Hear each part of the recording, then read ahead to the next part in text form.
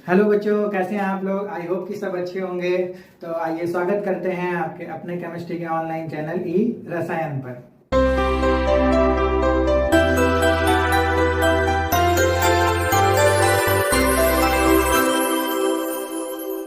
तो आज ये हमारी सेकंड पार्ट है हमारा कोऑर्डिनेशन कंपाउंड का। और हम लोगों ने फर्स्ट पार्ट में इंट्रोडक्शन में देखा था कि कैसे जो बेसिक कॉन्सेप्ट थे, जैसे हम लोगों ने टाइप्स ऑफ बॉन्ड के बारे में देखा या नेचर ऑफ बॉन्डिंग के बारे में देखा था, और हम लोगों ने निकालना सीखा था ऑक्सीडेशन नंबर। तो आज के सेशन में हम लोग बात करते हैं वर्नर थ्योरी के बारे में। तो इस चैप्टर की जो शुरुआत है वो हम इस थ्योरी वर्नर थ्योरी से क्यों करते हैं, इसका एक बहुत बड़ा रीजन है। ये इतनी इंपॉर्टेंट क्यों हो जाती है वर्नर थ्योरी। तो सबसे पहले हम लोग समझ लेते हैं कि जो कोऑर्डिनेशन कंपाउंड है उसके बीच के जो इसमें जो एलिमेंट्स हैं उसके बीच की जो बॉन्डिंग है उसके बारे में हम लोग को सबसे पहले वर्नर ने बताया। And Werner was the first scientist to formulate coordination compound. तो सबसे पहले हम लोग देखते हैं कि उनके द्वारा जो एक्सपेरिमेंट किया गया वो क्या था। तो यहाँ पर जो फर्स्ट सेट ऑफ एक्सपेरिमेंट किया गया वर्नर के द्वारा बच्चों, तो उसमें ये 4 रिएक्शंस थी, जिसमें कोबाल्ट क्लोराइड को अमोनिया के कुछ मोल से रिएक्शन कराएगी। तो जो हमारी फर्स्ट रिएक्शन थी उसमें लिए गए अमोनिया के 6 मोल, और यहाँ पर जो हमारा कंपाउंड फॉर्म हुआ उसका कलर था येलो। इसी तरीके से जब 5 मोल्स अमोनिया लिए गए कोबाल्ट क्लोराइड के साथ, तो हमारा जो रिजल्टेंट जो प्रोडक्ट आया वो था, उसका कलर था पर्पल। इसी तरीके से जब 4 मोल्स लिए तब यहाँ पर 2 डिफरेंट कलर शो हुए। एक था हमारा ग्रीन और एक था हमारा वॉयलेट, जबकि इसका केमिकल फॉर्मूला यहाँ पर जो रिएक्शन थी वो सेम थी, number of moles of ammonia same थे। तो यहाँ पर हमको 4 अलग अलग कलर के कंपाउंड मिले, जिसमें एक्चुअली यहाँ पर ये इतना पता चला कि हम लोगों का बस नंबर्स या मोल ऑफ NH3 डिफरेंट थे, जिससे कि क्या होगा, जो हमारे कंपाउंड है उनमें जो बॉन्डिंग है वो डिफरेंट होगी, जिससे कि उसका कलर चेंज हुआ। आइए देखते हैं सेकेंड सेट ऑफ एक्सपेरिमेंट ने वर्नर ने क्या किया। तो जो फर्स्ट सेट में जो हमारे 4 कंपाउंड मिले थे डिफरेंट कलर के, उनकी रिएक्शन कराई है यहाँ पर सिल्वर नाइट्रेट से। तो अगर हम किसी भी कंपाउंड को सिल्वर नाइट्रेट से रिएक्शन कराते हैं और उसमें अगर Cl अवेलेबल है, तो जो सिल्वर है वो उस क्लोराइड से रिएक्ट करके प्रेसिपिटेट बनाता है। तो यहाँ पर जो प्रेसिपिटेट बनाया है जो सिल्वर ने, वो 3 मोल AgCl का प्रेसिपिटेट फॉर्म किया है। इसी तरीके से जो दूसरी रिएक्शन है हमारी COCl3 5NH3, उसमें 2 मोल AgCl को प्रेसिपिटेट कराया है। इसी तरीके से जो तीसरी और चौथी है उसमें 1 मोल हमारा AgCl प्रेसिपिटेटेड हुआ है। कंडक्टिविटी को जब मेजर किया बच्चों, तो हमारे टोटल आयन यहाँ से निकले 4 आयन निकले, जिसमें 3 सिमिलर आयन थे और 1 आयन डिफरेंट था। इस तरीके से टोटल सेकंड में 3 टोटल आयन थे, इसमें 2 सिमिलर थे और 1 डिफरेंट था। इसी तरीके से यहाँ पर भी टोटल 2 आयंस एंड यहाँ पर भी टोटल 2 आयंस। तो यहाँ पर इस सेट ऑफ डाटा से हमको क्या इन्फरेंस मिला with the help of Werner. तो वर्नर ने इससे क्या डिड्यूस किया, उन्होंने ये बताया कि ये जो हमारा, जैसे जब भी अगर AgCl हमको मिला है तो 3 मोल AgCl मिला है, तो इसका मतलब है 3 Ag प्लस यहाँ पर और 3 Cl माइनस यहाँ पर अवेलेबल होंगे। तो बच्चों यहाँ पर हम लोग देख रहे हैं कि जो Cl के नंबर हैं वो सारे ही कंपाउंड में 3 दिख रहे हैं, जबकि हमारे जहाँ पर जो हमें प्रोडक्ट मिला है वो जो पहली रिएक्शन है उसमें 3 Cl यहाँ पर मिले हैं, क्योंकि अगर 3 Cl होंगे तभी हमारा 3 मोल ऑफ AgCl यहाँ पर मिलेगा। तो इसका मतलब है जो यहाँ पर 3 Cl है वो यहाँ पर आयनाइजेबल है, जो क्योंकि यहाँ पर हमको मिल रहे हैं 3 मोल ऑफ AgCl। इसी तरीके से अगर हम लोग यहाँ पर देखते हैं कि ये 2 मोल ऑफ AgCl है, इसका मतलब है 2 Cl यहाँ पर आयनाइजेबल होंगे।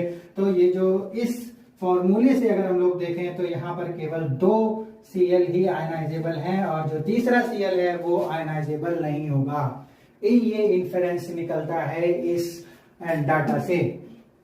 इसी तरीके से और साथ में अगर हम लोग इस कंडक्टिविटी को देखें तो यहाँ पर जो तीनों Cl थे वो आयनाइजेबल थे, तो इस तरीके से देखा जा सकता है कि ये 3 जो आयंस हैं वो Cl के ही होंगे। इसी तरीके से यहाँ पर जो 2 Cl यहाँ पर मिले और वो 2 Cl ही यहाँ पर ये वाले होंगे। तो इस तरीके से इसमें अगर हम लोग देखते हैं तो हमको केवल 1 AgCl मिला है, यानी जो 1 Cl यहाँ पर है आउट ऑफ 3 Cl वो आयनाइजेबल होगा। और यहाँ पर भी हमको इस डाटा से भी ये सही लगता है। इस तरीके से इसमें भी हम लोगों ने देखा कि एक Cl आयनाइजेबल है, इस तरीके से यहाँ पर भी एक ही आयन हमको मिल रहा है। तो इस डाटा से ये इन्फ्रेंस निकाल के जो वर्नर ने फॉर्मूलेशन दिया है कोऑर्डिनेशन कंपाउंड का इन चारों का, आइए वो देख लेते हैं कि किस तरीके से इनको फॉर्मुलेट किया। तो बच्चों इसको उन्होंने इस तरीके से CONH3 6 और Cl3, जिसको हम बोल रहे थे कि जो 3 Cl हमारे आयनाइजेबल है वो उन्होंने इस तरीके से इसको ब्रैकेट से बाहर कर दिया, और ये जो हमारे 6 नंबर ऑफ NH3 है ये इसको CO के साथ ब्रैकेट में बंद कर दिया। अब हम लोग देख लेते हैं कि इसका क्या मतलब है और क्यों उसको हम लोगों ने अंदर बंद किया है और क्यों उसको बाहर बंद किया है, वर्नर ने किस तरीके से इसको बताया। तो सबसे पहले हम इन सबके फॉर्मूलों को डिड्यूस कर लेते हैं जो कि वर्नर के द्वारा किया गया। उसमें जो सेकंड हमारा कंपाउंड था उसमें इन्होंने क्या किया, NH3 5 नंबर थे और एक हमारा Cl, और जो 2 Cl थे वो यहाँ पर आयनाइजेबल थे। जो हमारा डाटा मिला था उसमें केवल 2 Cl यहाँ पर आयनाइजेबल थे, बिकॉज 2 मोल्स ऑफ AgCl हमको मिला। यहाँ पर हमको 3 मोल ऑफ AgCl मिला था। इस तरीके से यहाँ पर हमको केवल 1 मोल ऑफ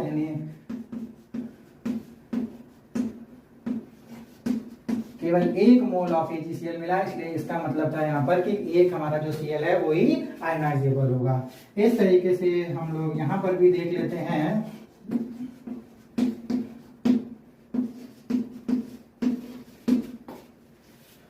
तो इस तरीके से उन्होंने इसका फॉर्मुलेशन किया और बताया कि जो हमारे ये जो बाहर ये लिखे हुए हैं Cl ये आयनाइजेबल हैं, और जो अंदर की जो हमारी वैलेंसी इसको पूरा करती है ये हमारी नॉन आयनाइजेबल वैलेंसीज हैं। तो आप लोग यहाँ पर एक कॉमन चीज है कि ये जो CO के साथ है ये 6 नंबर सभी में है। यहाँ पर NH3 का 6 है, और जहाँ पर NH3 पूरा नहीं कर पा रहा तो ये 5 और 1 6 यहाँ पर कंप्लीट हो गया है। इस तरीके से यहाँ पर भी 4 और 2 6 और 4 और 2 6 है। तो इस 6 का मतलब क्या है, क्यों यहाँ पर जो 6 वैलेंसी है वो इसको रिटेन कर रहा है ब्रैकेट के अंदर। तो जो इसका एक मेन रीजन है, जो हमारे डी ब्लॉक के एलिमेंट होते हैं, ब्लॉक के एलिमेंट हैं, इनके जस्ट आगे जो हमारा नोबल गैस कॉन्फ़िगरेशन आता है, तो ये जो हमारे डी ब्लॉक के एलिमेंट होते हैं ये अपने जो समकक्ष नोबल एलिमेंट होता है उसके जैसे बनना चाहते हैं, उसके जैसे बनने की इच्छा रखते हैं। तो क्योंकि इनका डी जो ऑर्बिटल है वो एम्प्टी है, तो ये और इलेक्ट्रॉन फिल करके और बनना चाहते हैं अपने कैरेक्टरिस्टिक नोबल गैस एलिमेंट की तरीके से। तो यहाँ पर इसका जो हमारा 36 होता है एटॉमिक नंबर, तो इस तरीके से अगर हम CO का देखें तो CO हमारे यहाँ पर आता है और इसका होता है 27। तो हम लोग देखते हैं कि हमें कितने इलेक्ट्रॉन्स की और जरूरत है। तो सबसे पहले यहाँ पर CO है और इसका ऑक्सीडेशन नंबर अगर हम लोग देखते हैं तो ऑक्सीडेशन नंबर यहाँ पर इसका आ जाएगा +3। बच्चों अगर आप लोगों को ऑक्सीडेशन नंबर नहीं निकालना आता है तो आप एक बार फिर से पार्ट 1 को देखें, उसमें बिल्कुल लाइन से उसके सारे रूल्स को बताया गया है कि कैसे ऑक्सीडेशन नंबर निकालते हैं। क्योंकि यहाँ पर Cl का माइनस यहाँ पर 3 है और ये 0 हो जाएगा तो ये +3 हो जाएगा। तो अगर हम CO को +3 देखें तो हमारा यहाँ पर इसका इलेक्ट्रॉन आता है 24। तो 24 और 36 अगर हम यहाँ पे माइनस करें तो 12 इलेक्ट्रॉन्स की कमी है अभी। तो 12 इलेक्ट्रॉन्स को पूरा करने के लिए इसको और 12 इलेक्ट्रॉन्स चाहिए होंगे। तो इसका मतलब इसकी जो वैलेंसी है वो 12 है। तो यहाँ पर जो ये जो 6 नंबर में हमारा ये जो लगे हुए हैं यहाँ पर, तो वो जो 6 हैं वो 2-2 इलेक्ट्रॉन देते हैं। अभी हम लोगों ने देखा था कि कोऑर्डिनेशन कंपाउंड में जो डोनेशन होता है वो लोन पेयर ऑफ इलेक्ट्रॉन का होता है, यानी एक कंपाउंड जो है, जो एक हमारा मॉलिक्यूल है वो कितने इलेक्ट्रॉन दे सकता है, मिनिमम 2 इलेक्ट्रॉन, जो हमारा 2 इलेक्ट्रॉन डोनेट कर सकता है। तो इस तरीके से जो 6 हमारे मॉलिक्यूल है हमारे NH3 के, वो 12 इलेक्ट्रॉन इसको डोनेट कर रहे हैं। इस तरीके, इसीलिए ये जो 6 नंबर है वो सब जगह रिटेन कर रहा है। तो इसको मतलब है कि जो इसकी जो 6 है वो वैलेंसी है जिसको ये पूरा कर रहा है। तो इसी तरीके से जो कोऑर्डिनेशन कंपाउंड होते हैं वो काम करते हैं। तो जो ब्रैकेट के अंदर हैं वो फिक्स रहेंगे और जो ब्रैकेट के बाहर है वो हमारा आयनाइजेबल। आइए बच्चों, अब हम लोग डिटेल में देखते हैं कि जो एक्सपेरिमेंट किया था वर्नर ने, उसका जो रिजल्ट निकला उसके आधार पर उन्होंने कुछ पॉइंट्स निकाले और उन पॉइंट्स को किस तरीके से डिफाइन किया। तो उन्होंने बताया कि जो हमारा कोऑर्डिनेशन कंपाउंड होता है उसमें दो तरीके की वैलेंसी हमारे होती हैं। एक होती है हमारी प्राइमरी वैलेंसी बच्चों और दूसरी होती है सेकेंडरी वैलेंसी। तो यहाँ पर हम एक साथ दोनों के पॉइंट्स को देखेंगे।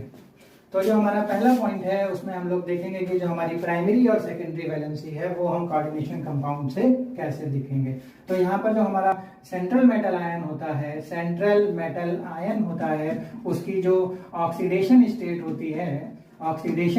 होती है, तो बच्चों उसकी जो ऑक्सीडेशन स्टेट होती है उसी को हम लोग प्राइमरी वैलेंसी कहते हैं। और जबकि हमारी जो सेकेंडरी वैलेंसी होती है उसकी जो कोऑर्डिनेशन नंबर होगा, जो कोऑर्डिनेट कंपाउंड बनता है उसका जो कोऑर्डिनेशन नंबर होता है उसको ही हम लोग क्या कहते हैं, सेकेंडरी वैलेंसी, यानी जो सेंट्रल मेटल आयन का कोऑर्डिनेशन नंबर। तो यहाँ पर जो हमारी पहली बात निकल के आई है कि जो हम लोगों को सेंट्रल मेटल आयन है, जैसे हम लोग एग्जांपल से देख लेते हैं, तो ये हमारा एक कोऑर्डिनेशन कंपाउंड है। इसमें हमारा जो सेंट्रल मेटल आयन है वो कोबाल्ट है और उसकी जो कोऑर्डिनेशन नंबर है, दैट मींस ये इसका कोऑर्डिनेशन नंबर है, इसका कोऑर्डिनेशन नंबर आता है 6। तो इसकी जो हमारी सेकेंडरी वैलेंसी हो गई, इसकी जो सेकेंडरी वैलेंसी हो गई वो हो गई हमारी 6। और जो हमारा इसका ऑक्सीडेशन नंबर है, इसका ऑक्सीडेशन नंबर हम लोग कैसे निकालेंगे, जैसे हम लोग CO को X मान लेते हैं, NH3 का हमारा 0 होता है और यहाँ पर आ जाएगा हमारा +3। जब इसको हम आयन के फॉर्म में सेपरेट करेंगे तो ये हम लोग इस तरीके से 3+ और 3Cl-। जब हम इसको कैटायन और एनायन में सेपरेट करेंगे तो ये जो हमारा ऊपर आ जाएगा नेट चार्ज वो हो जाएगा हमारा +3। तो X = +3। तो इस तरीके से हमारा ऑक्सीडेशन नंबर हो जाएगा यहाँ पर 3+3। तो हमारी जो प्राइमरी वैलेंसी है, प्राइमरी वैलेंसी क्या हो जाएगी 3 और सेकेंडरी वैलेंसी हो जाएगी बच्चों 6। अगर हम लोग एक और एग्जाम्पल से समझना चाहें, अगर अभी भी क्लियर नहीं है तो हम लोग एक और एग्जाम्पल देख लेते हैं यहाँ पर। तो जैसे हमारा ये CO, NH3, 4 और Cl2 और Cl है। तो यहाँ पर अगर हम लोग इसकी ऑक्सीडेशन स्टेट निकालें, इसकी ऑक्सीडेशन अगर स्टेट निकालते हैं तो हमारा हो जाएगा, अगर इसको पहले हम लोग सेपरेट करें तो ये प्लस और ये Cl माइनस में, तो यहाँ पर हो जाएगा X और NH3 का होता है ऑक्सीडेशन स्टेट 0 और Cl2 का होता है -1 और यहाँ पर 2 है तो 2 × -1 हो जाएगा हमारा -2 और यहाँ पर +1 और ये माइनस, तो हमारा हो जाएगा +1। तो -2 उधर जाएगा तो हमारा टोटल हो जाएगा +3। तो हमारा ऑक्सीडेशन स्टेट आ गया हमारा +3, इसलिए हमारी जो प्राइमरी वैलेंसी है वो हो जाएगी 3 और इसका कोऑर्डिनेशन नंबर है 4 और 2। कोऑर्डिनेशन नंबर वो होता है जो हमारे इस ब्रैकेट के अंदर टोटल नंबर ऑफ मॉलिक्यूल या टोटल नंबर ऑफ आयन होते हैं। तो हमारी जो सेकेंडरी वैलेंसी हो गई वो हो गई हमारी 6। तो आई होप कि बच्चों आपको प्राइमरी और सेकेंडरी वैलेंसी निकालना समझ में आ गया होगा कि किस तरीके से हम लोग प्राइमरी वैलेंसी को फाइंड करते हैं और किस तरीके से सेकेंडरी वैलेंसी को। तो प्राइमरी वैलेंसी को देखने के लिए हम उसका सेंट्रल मेटल आयन का हम ऑक्सीडेशन नंबर निकालेंगे और अगर हमको सेकेंडरी वैलेंसी निकालनी है तो उसका हम लोग देखेंगे कोऑर्डिनेशन नंबर, जो कि उसके स्क्वायर ब्रैकेट के अंदर जो टोटल नंबर ऑफ मॉलिक्यूल और आयन होंगे उसको हम लोग देख लेंगे। अब हम लोग यहाँ पर सेकेंड नंबर की बात करते हैं। जो हमारी प्राइमरी वैलेंसी होती है वो सेटिस्फाई होती है यहाँ पर एनायन के थ्रू,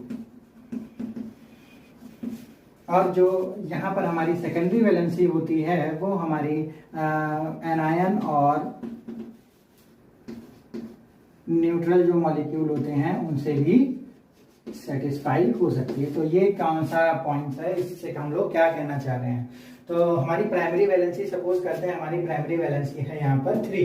तो जो हमारी 3 वैलेंसी है यानी +3 है तो वो हमारी किससे सेटिस्फाई होगी, वो हमेशा एनायन से ही सेटिस्फाई होगी, क्योंकि जो हमारी ऑक्सीडेशन नंबर होती है वो सेंट्रल मेटल का प्लस में होगा। तो +3 को यहाँ पर सेटिस्फाई, यहाँ पर -3 तो कर रहा है। तो इस तरीके से केवल ये जो एनायन है वो इसको सेटिस्फाई करेगा। इसमें देख लेते हैं बच्चों कि हमारा जो प्राइमरी वैलेंसी +3 है तो इसको सेटिस्फाई NH3 तो कर नहीं पाएगा यहाँ पर। तो हमारा जो ये Cl है और ये Cl2 है, तो 3 Cl यहाँ पर है, 2 अंदर है, 1 बाहर है, तो तीनों मिलके इसकी प्राइमरी वैलेंसी को सेटिस्फाई करेंगे। और तो इस तरीके से हमारी जो ये वाला पॉइंट है वो समझ गए होंगे। इस तरीके से जो हम लोग देखते हैं यहाँ पर जो सेकेंडरी वैलेंसी है, सेकेंडरी वैलेंसी हमारी यहाँ पर है 6 और 6 को सेटिस्फाई कर रहा है ये यहाँ पर न्यूट्रल मॉलिक्यूल, ठीक है। और अगर इस वाले एग्जांपल में देखें तो यहाँ पर जो 6 हमारी है उसमें 4 जो है वो न्यूट्रल हैं और जो 2 हैं वो एनायन हैं। तो यहाँ पर इस तरीके से हम लोग देखते हैं कि जो सेकेंडरी वैलेंसी होती है उसको सेटिस्फाई या तो न्यूट्रल मॉलिक्यूल कर सकता है या फिर एनायन कर सकता है। तो आई होप कि बच्चों ये सेकंड पॉइंट भी क्लियर हुआ होगा। तो आइए चलते हैं थर्ड पॉइंट की ओर।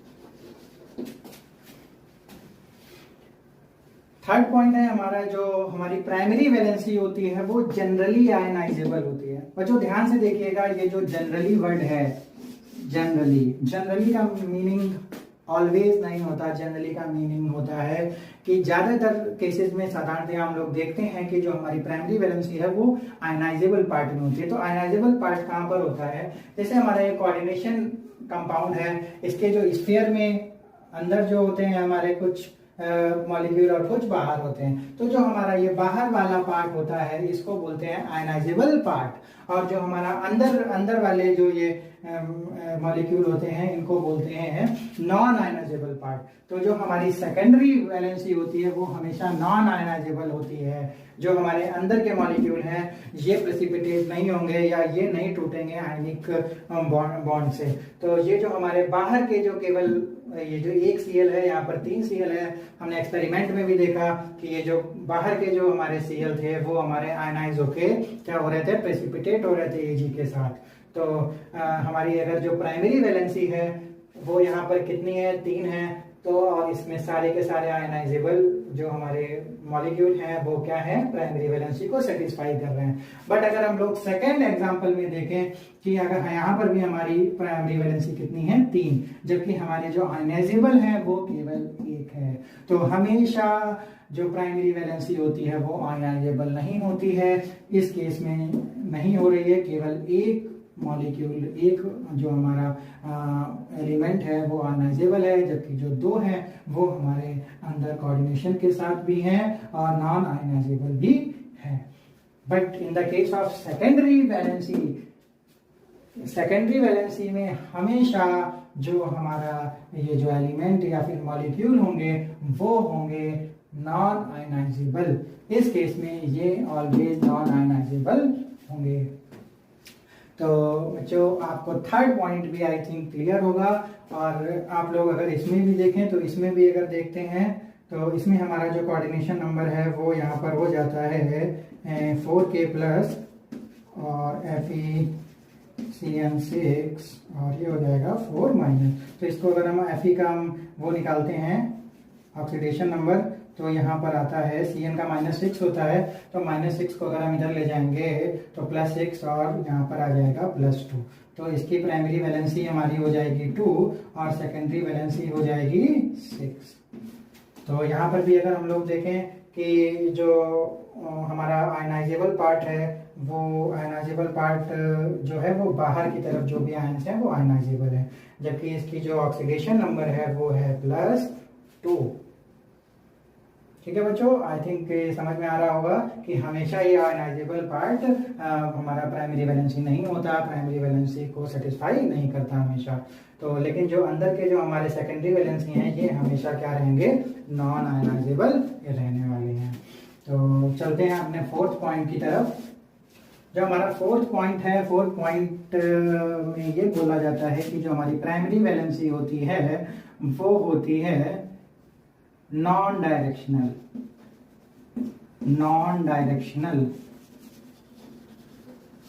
जबकि जो हमारा सेकेंडरी वैलेंसी होती है वो होती है डायरेक्शनल।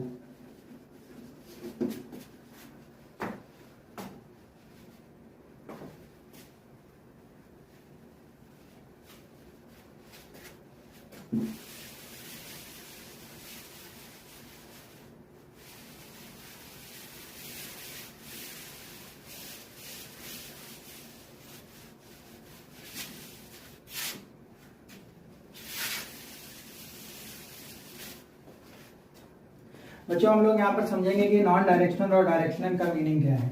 अगर हम लोग यहाँ पर एक कंपाउंड लेते हैं जो कि हमारा कोबाल्ट है और NH3 4Cl2 और हमारा हो जाता है यहाँ पर Cl।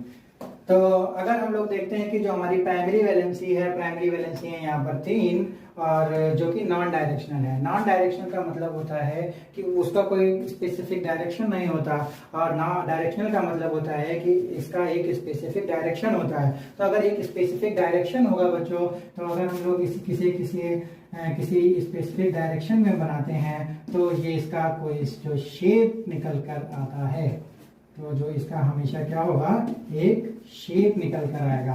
तो जब शेप निकल कर आएगा, तो अगर इसका शेप अगर हम लोग देखें तो इसका शेप है ऑक्टाहेड्रल शेप है। तो इस तरीके से जो सेकेंडरी वैलेंसी होती है वो हमारे कंपाउंड का, कोऑर्डिनेशन कंपाउंड का क्या डिसाइड करती है, शेप भी डिसाइड करती है। वेयर एज जो प्राइमरी वैलेंसी होती है दिस इज नॉट डायरेक्शनल, तो ये it is not able to decide the shape of the compound. तो बच्चों ये होती है नॉन डायरेक्शनल और सेकेंडरी होती है डायरेक्शनल। तो ये हमारी इस तरीके से डायरेक्शन को बताती है। अब आते हैं हमारा जो लास्ट पॉइंट है, इसको हम लोग जो प्राइमरी वैलेंसी होती है इसको हम डॉट लाइन से शो करते हैं, जबकि हमारी जो सेकेंडरी वैलेंसी है उसको हम बोल्ड और क्लियर लाइन से शो करते हैं। तो जबकि अगर हम लोग यहाँ पर देखते हैं तो यहाँ पर जो हमारा सेकेंडरी वैलेंसी है उसमें हमारे चार हमारे क्या हैं, 4 हमारे NH3 हैं, 4 NH3 हैं और हमारे 2 Cl हैं। ये 6 हमारे जो हैं वो क्या है, तो सेकेंडरी वैलेंसी है। तो हमारी इन बोल्ड लाइन से यहाँ पर दिखाएंगे। जो प्राइमरी वैलेंसी है वो है 3 और जो सेकेंडरी वैलेंसी है वो है 6। तो जो 6 हमारे NH3 4 है और जो 2 Cl है उनको हमने बोल्ड लाइन से शो किया है, और जो हमारे 3 हमारी प्राइमरी वैलेंसी है उसको हम शो करने वाले हैं डॉटेड लाइन से। तो यहाँ पर हमारे पास 3 प्राइमरी वैलेंसी है, तो एक इसके साथ शो करेगी आयनाइजेबल के साथ, और 2 नॉन आयनाइजेबल Cl के साथ भी हमारी डॉटेड लाइन शो होंगी। तो इसके साथ कॉमन शो होंगी और इसके साथ डिफरेंट शो होगी। तो अगर हम लोग एक और एग्जांपल लेते हैं जिसमें CnH3 6 और यहाँ पर Cl3, तो इसका हम लोग अगर हम लोग ड्रॉ करते हैं तो कुछ इस तरीके से हमारा यहाँ पर ड्रॉ होने वाला है।